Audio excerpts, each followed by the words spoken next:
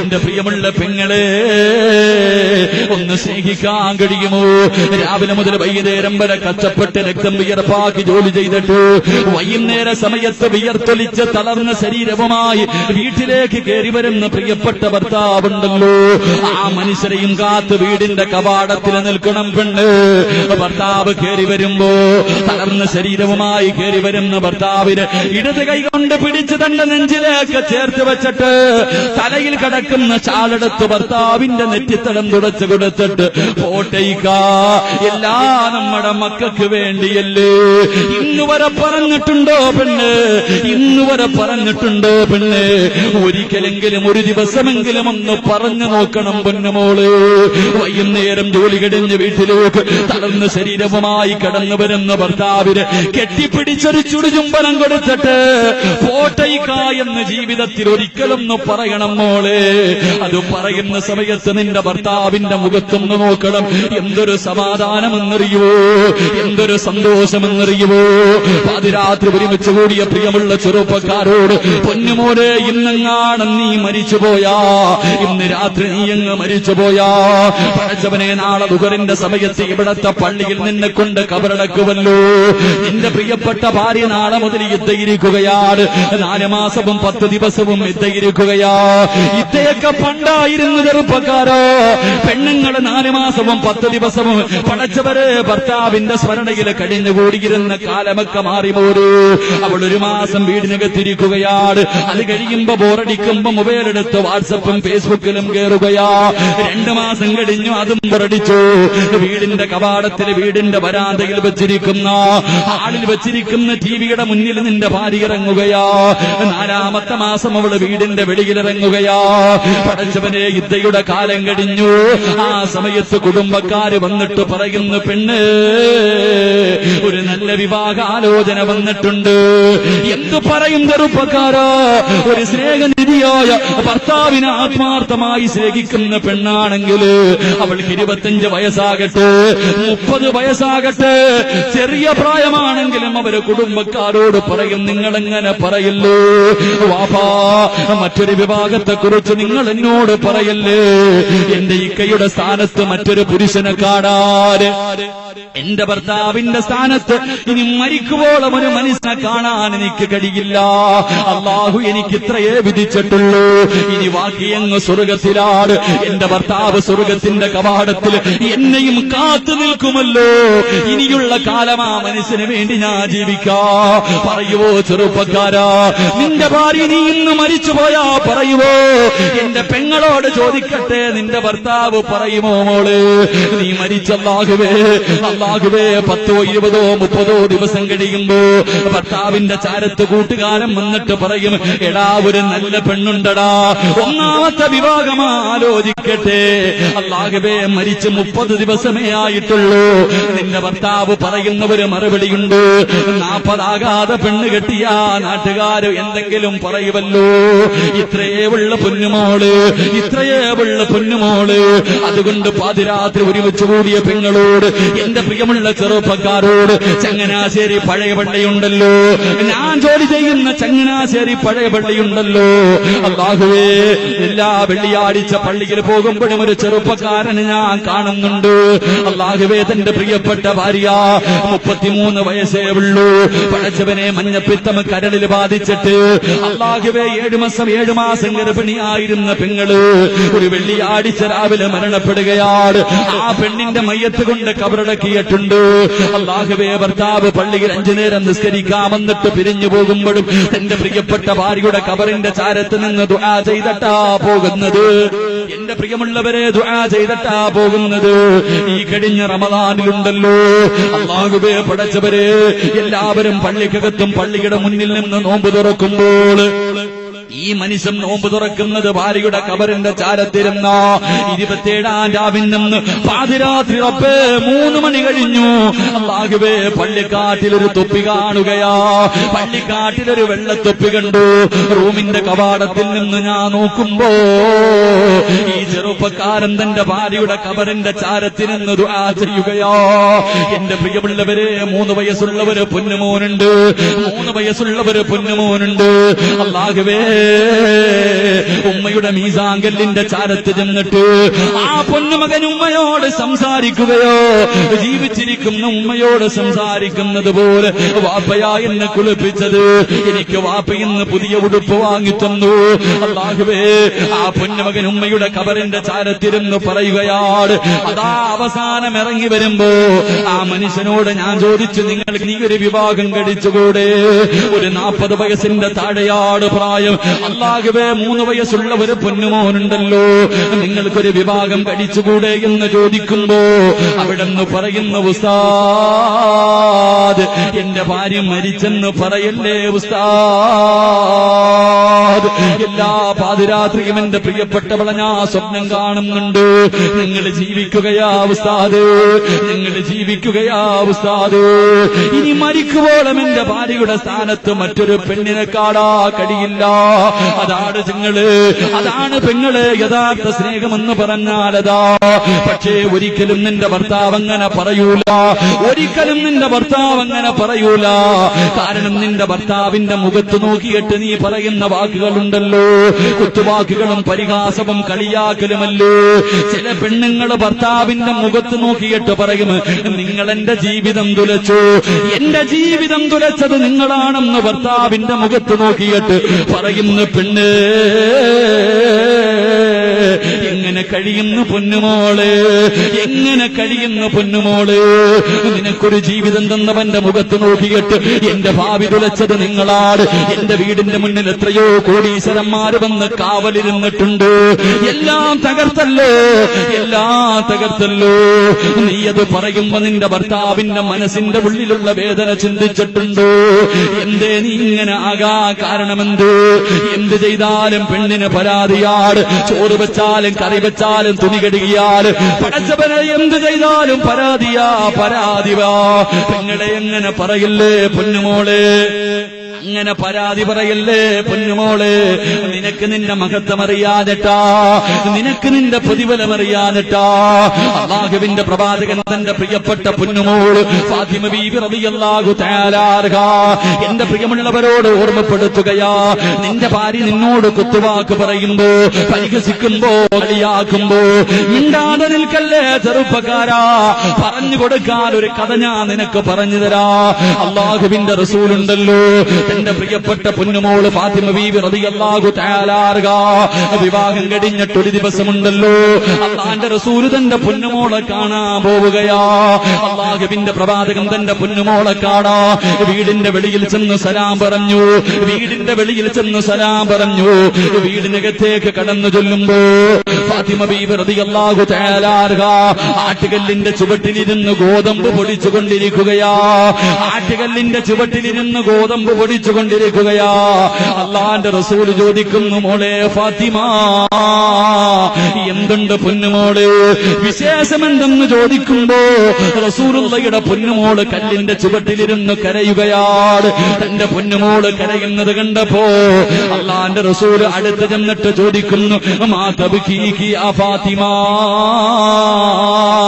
ഉപ്പയുടെ പൊന്നുമോൾ എന്തിനാ കരയുന്നത്? അല്ലാഹുവിന്റെ പ്രവാചകൻ തന്റെ കരളിന്റെ കഷ്ടമായ തന്റെ പ്രിയപ്പെട്ട പൊന്നുമകളോട് ചോദിക്കുമ്പോ ഫാത്തിമ ബീവി റളിയല്ലാഹു തആല അൻഹാ രണ്ട് കൈയുമെടുത്തിട്ട് ഇങ്ങനെ കാണിക്കുകയാ. അല്ലാഹുവിന്റെ പ്രവാചകന്റെ മുന്നിലേക്ക് രണ്ട് കൈയുമെടുത്ത് നീട്ടിക്കൊടുത്തിട്ട് പറയുന്നു, വാപ്പാ, ഈ അടുക്കളയ്ക്കകത്ത് കിടന്ന് ജോലി ചെയ്തിട്ട് ഈ കല്ല് പിടിച്ചിട്ട് എന്റെ കൈ പൊട്ടിയിട്ട് രക്തം വരുന്നു വാപ്പാ. അല്ലാഹുവിന്റെ പ്രവാചകന്റെ പ്രിയപ്പെട്ട പൊന്നുമോൾ രണ്ട് കൈയും കാണിച്ചിട്ട് വാപ്പയോട് പരാതി പറഞ്ഞപ്പോ അല്ലാഹുവിന്റെ റസൂൽ പറഞ്ഞ മറുപടി എന്തെന്നറിയുമോ? അല്ലാഹുവിന്റെ റസൂൽ പറഞ്ഞ മറുപടി എന്തെന്നറിയുമോ?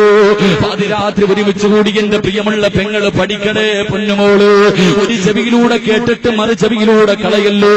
ഭർത്താവിന്റെ വീട്ടിൽ കിടന്ന് തമ്മിലടിയുണ്ടാക്കി വാശി കാണിച്ചിട്ട് വീട്ടിൽ വന്ന് നിൽക്കുന്ന പ്രിയപ്പെട്ട പങ്കള് അടുത്തു പിടിച്ചിരുത്തിട്ട് പറഞ്ഞു കൊടുത്തിട്ട് തിരിച്ചു പറഞ്ഞു വിടണം പൊന്നുമോള്.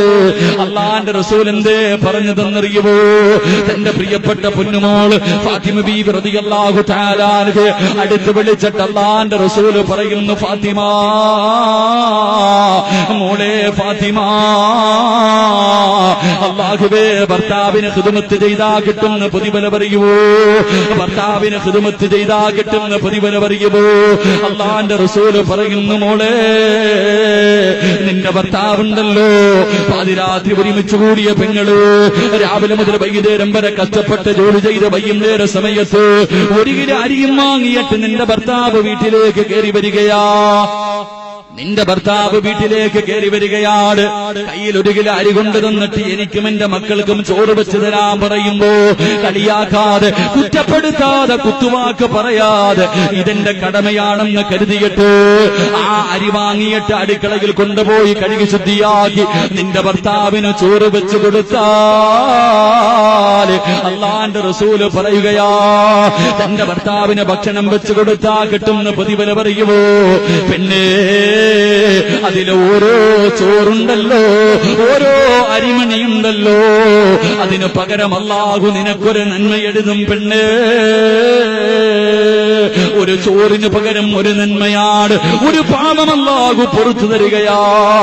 നിന്റെ ഭർത്താവ് കഴിക്കുന്ന ഭക്ഷണത്തില് ഒരു ചോറിന് പകരം അല്ലാഹു നിനക്കൊരു നന്മ എഴുതുകയാണ്, നിന്റെ ഒരു പാപം പുറത്തു തരികയാ. അടുക്കളയിലെ തീയുടെ ചുവട്ടിൽ കിടന്ന് ഒരുകുന്ന പെണ്ണുങ്ങളുണ്ടല്ലോ, എമ്മയ്ക്ക് പഠിച്ച ഡിഗ്രിക്ക് പഠിച്ച എന്നെ അടുക്കളയിലെ തീയുടെ ചുവട്ടിലിട്ട് പീഡിപ്പിക്കുകയാണ്, എന്റെ സൗന്ദര്യം മുഴുവനും ഈ അടുപ്പിന്റെ ചുവട്ടിൽ കിടന്ന് നഷ്ടപ്പെട്ടെന്ന് ഭർത്താവിനോട് പറഞ്ഞു മനസ്സ് വേദനിപ്പിക്കുന്ന പെണ്ണ്. വെറുതെയല്ല പൊന്നുമോള്, വെറുതെയല്ല പൊന്നുമോള്. അല്ലാഹുവിന്റെ റസൂല് പറയുകയാ, ഭർത്താവിനും മക്കൾക്കും ഭക്ഷണം വെക്കുന്ന സമയത്ത് അടുക്കളയിലെ തീയുടെ ചുവട്ടിൽ നിന്ന് ഒരുകുമ്പോ നിന്റെ ശരീരം വിയർക്കുമല്ലോ, നിന്റെ ശരീരം വിയർക്കുമല്ലോ. വിയർപ്പ് തുടയ്ക്കല്ലേ പെണ്ണ്, വിയർപ്പ് തുടച്ചു കളയല്ലേ പെണ്ണ്. അല്ലാഹുവിന്റെ റസൂല് പറയുകയാ, അടുക്കളയിൽ ഭർത്താവിന് ജോലി ചെയ്യുന്ന സമയത്ത് തീയുടെ ചുവട്ടിൽ നിന്നുകൊണ്ട് ഒരു പെണ്ണിന്റെ ശരീരം വിയർത്ത് ഒരു തുള്ളി വിയർപ്പങ്ങാടെ താഴെ വീടാ, നരകം നിനക്ക് ഹറാമാ പെണ്ണ്. നരകത്തിന്റെ തീ നിന്നെ തൊടൂല. അല്ലാഹുവിന്റെ റസൂല് പറയുന്നു, ഫാത്തിമ, ആ പെണ്ണിന്റെയും നരകത്തിന്റെയും ഇടയില് മലക്കുകൾ 7 കിടങ്ങ് കുടിക്കും. ഫാത്തിമ,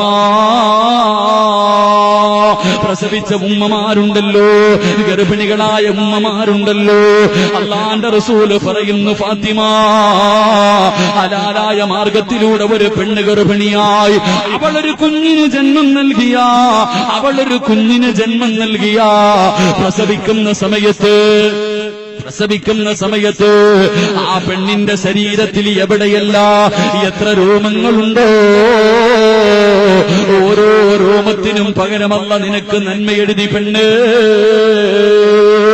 പ്രസവിച്ച സമയത്ത് നിന്റെ തലയിലെ മുടിയെണ്ണി നോക്കിയിട്ടുണ്ട്, ഓരോ രോമത്തിന് പകരം അല്ലാഹു നിന്റെ പാപം പുറത്തു തന്നിട്ടുണ്ട്. അല്ലാഹുവേ, പാല് കൊടുക്കുന്ന ഉമ്മമാരുണ്ടല്ലോ, പട്ടിണിയാണെങ്കിലും രോഗമാണെങ്കിലും എഴുന്നേക്കാൻ കഴിയില്ലെങ്കിലും തന്റെ പിഞ്ചുമക്കൾക്ക് പാല് കൊടുക്കുന്ന പെണ്ണ്. അല്ലാഹുവിന്റെ റസൂല് പറയുന്നു, ഫാത്തിമ, ഏതെങ്കിലും ഒരു പെണ്ണ് തന്റെ മക്കൾക്ക് 2 വയസ്സ് പൂർത്തിയാകുന്നത് വരെ കുഞ്ഞിന് പാല് കൊടുത്ത അല്ലാഹു ആ പെണ്ണിന് കൊടുക്കുന്ന പ്രതിഫലം അറിയുമോ? 2 വയസ്സ് പൂർത്തിയാകുന്നത് വരെ മക്കൾക്ക് പാല് കൊടുക്കുന്ന ഉമ്മയ്ക്ക് അല്ലാഹു കൊടുക്കുന്ന പ്രതിഫലം എന്തെന്നറിയുമോ? 1000 ശുഹദാക്കളുടെ പ്രതിഫലമാണ്. 1000 ശുഹദാക്കളുടെ പ്രതിഫലം. ബദറിലും ഉഹദിലും ഹന്തക്കിലും ഖൈബറിലും തബൂക്കിലും യർമൂക്കിലും പടച്ചവന്റെ ദീനിനു വേണ്ടി പോരാടിയ ശുഹദാക്കളുണ്ടല്ലോ, ബദരീങ്ങളുണ്ടല്ലോ, കയ്യും കണ്ണും തലച്ചോറും പടച്ചവന്റെ ദീനിനു വേണ്ടി കൊടുത്ത ഹംസ റളിയല്ലാഹു തആല പോലെ 1000 ശുഹദാക്കളുടെ പ്രതിഫലമാണ്. മക്കൾക്ക് 2 വയസ്സ് പൂർത്തിയാകുന്നത് വരെ പാല് കൊടുക്കുന്ന പെണ്ണിന് കിട്ടുമെന്ന് അല്ലാഹുവിന്റെ പ്രവാചകന് പറഞ്ഞു തരുമ്പോ പാതിരാത്രി ഒരുമിച്ച് കൂടിയ പെങ്ങള് ഭർത്താവിന്റെ തുണി കഴുകാൻ മടിയാ, ഭർത്താവിന്റെ വിയർപ്പ് കഴുകാൻ നിനക്ക് മടിയാണല്ലോ. അല്ലാഹുവിന്റെ റസൂല് പറയുകയാ, ഭർത്താവിന്റെ ഒരു ജോഡി വസ്ത്രം കഴുകി കൊടുത്താൽ, ഭർത്താവിന്റെ ഒരു ജോഡി വസ്ത്രം ഏതെങ്കിലും ഒരു പെണ്ണ് കഴുകി കൊടുത്താ അല്ലാഹു അവൾക്ക് കൊടുക്കുന്ന പ്രതിഫലം എന്തെന്നറിയുമോ? 100 പാവപ്പെട്ടവർക്ക് ഒരു നേരത്തെ ഭക്ഷണം കൊടുത്ത പ്രതിഫലം അവൾക്ക് എഴുതുമെന്ന് നബി മുഹമ്മദ് മുസ്തഫ സല്ലല്ലാഹു അലൈഹി വസല്ലം. ഭർത്താവിന്റെ തുണി കഴുകിയ ഇവിടെ ഭാര്യമാർക്കൊക്കെ മടിയാ, നമ്മുടെ ഭാര്യമാർക്കൊക്കെ മടി. അള്ളാന്റെ റസൂല് പറയുന്നു, ഭർത്താവിന്റെ ഒരു ജോഡി വസ്ത്രം കഴുകി കൊടുക്കുന്ന പെണ്ണിന് 100 പാവപ്പെട്ടവർക്ക് ഒരു നേരത്തെ ഭക്ഷണം കൊടുത്ത പ്രതിഫലമുണ്ടെന്ന് അഷ്റഫുൽ ഖൽഖ് നബി മുഹമ്മദ് മുസ്തഫ സല്ലല്ലാഹു അലൈഹി വസല്ലം. അല്ലാഹു നൽകി അനുഗ്രഹിക്കുമാറാകട്ടെ, അല്ലാഹു നൽകി അനുഗ്രഹിക്കുമാറാകട്ടെ. നമ്മുടെ ഭാര്യമാർക്കൊന്നും ഈ പ്രതിഫലം കിട്ടൂല, ഇരിക്കണ പെണ്ണുങ്ങൾക്കൊന്നും കിട്ടൂല. കാരണം എന്തേ? ഓള് വാഷിംഗ് മെഷീൻ ഇട്ടല്ലേ കഴിവണം. ഓക്കെന്ത് പ്രതിഫലം? ഓള് വാഷിംഗ് മെഷീൻ ചുറ്റിടുന്നതിന് വല്ല പ്രതിഫലമുണ്ട്? ഉണക്കി കൈ കിട്ടല്ല. ഇതൊക്കെ കല്ലിലൊക്കെ ഇട്ട് കഴിവണം.